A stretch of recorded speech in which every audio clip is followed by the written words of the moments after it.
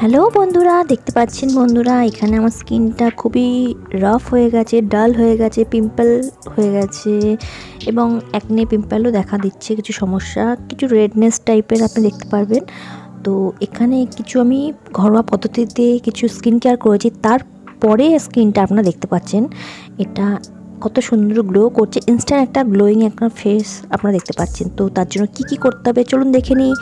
তো এখানে আমি একটু দই নিয়ে নিয়েছি, দই আর এখানে কিছুটা বেসন নিয়ে নিয়েছি। দইয়ের সঙ্গে আমি বেসনটা একসঙ্গে মিক্সড করে নেব। এটা আপনারা ফুল বডি, ফেস, হাত, পা সব জায়গায় লাগাতে পারেন, ঠিক আছে, কোনো অসুবিধা নেই। তো আপনারা যে কোনো বেসন ঘরে থাকে, সবারই কিচেনে রান্নাঘরে উপস্থিত থাকে বেসন। টক দই একটু চাই, তো টক দই আর বেসন নিয়ে নিয়েছি আমি এখানে। তারপরে আমি এখানে অ্যালপস গুডনেসের আম্বা হলদি কিছুটা নিয়ে নিচ্ছি পরিমাণ মতন। আপনার কাছে যদি এই হলুদটা না থাকে বন্ধুরা, তো কাঁচা নর্মাল যে কাঁচা হলুদ সেটাও আপনারা পেস্ট করে নিতে পারেন, কিংবা যে রান্নার জন্য আমরা হলুদ ব্যবহার করি তার সেই হলুদ 1 চিমটে মতন, বেশি না, সেই হলুদ অল্প একটু নিয়ে 1 চিমটে মতন নিয়ে আপনারা ইউজ করতে পারেন। তো ভালো করে মিক্সড করে একটা গাঢ় এইভাবে ধরনের পেস্ট তৈরি হয়ে যাবে, দেখতে পাচ্ছেন খুব সুন্দর একটা দেখতে লাগছে। এই পেস্টটা আমি এখন আমার পুরো ফুল মুখে লাগাবো, ফুল ফেসে ইউজ করব।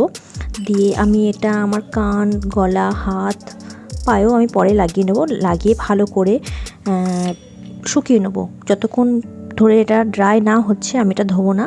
তো পুরো যখন ড্রাই হয়ে যাবে তারপর আমি এটা ভালো করে জল দিয়ে ভিজিয়ে, নর্মাল ঠান্ডা জলে ভিজিয়ে ধুয়ে নেব, রাফ করবো হালকা হালকা হাতে। ধোয়ার পরে তারপর আমি ধুয়ে নেব। ধুয়ে নর্মালি সানস্ক্রিন কিংবা ময়েশ্চারাইজার যেটা ইউজ করেন সেটা লাগিয়ে নেবেন হালকা করে। তো আমি স্নান করে এটা তারপরে আপনাদের রেজাল্ট আপনারা দেখতে পাচ্ছেন, তার রেজাল্ট কি হয়েছে।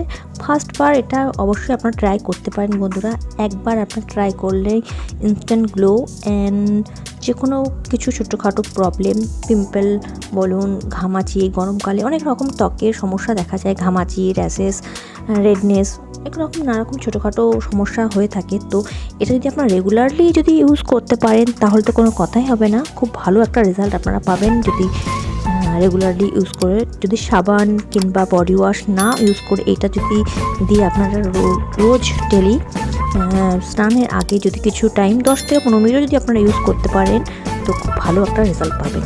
আশা করি আপনাদের বন্ধুরা ভিডিওটা অবশ্যই কাজে লাগবে, হেল্পফুল মনে হবে। তো ভালো লাগলে অবশ্যই লাইক, শেয়ার, কমেন্ট করতে ভুলবেন না। সাথে আমার চ্যানেলটাকে সাবস্ক্রাইব করতেও ভুলবেন না বন্ধুরা, প্লিজ সাবস্ক্রাইব করে নেবেন আর পাশে থাকবেন। থ্যাংক ইউ ফর ওয়াচিং বন্ধুরা।